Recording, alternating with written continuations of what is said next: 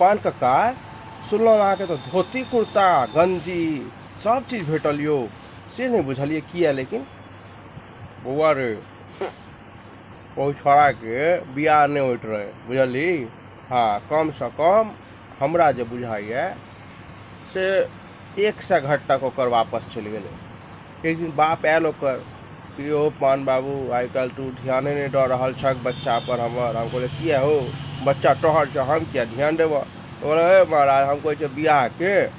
हम कहलिए अच्छा की बात छै, बुझल तो रहबे करे हमरा जे नहीं भऽ रहल छै बियाह। हम किया कहतियै नहीं बुझलक। हाँ कक्का ई बात तो ठीक, तेँ दुआरे हम अंठा देलिए। तो हमरा कहैए बियाह नहीं भऽ रहल छै छोड़ा के, उम्र भऽ गेलै, माय के बड़ दिक्कत भऽ रहल छै, कतौ देखक अगर कोनो लड़की नजर में छ तऽ जोगाड़ लगेलिए। तहन जे छै से तोरा 2 पैसा देबो केलकै। आ लड़की तऽ बुझ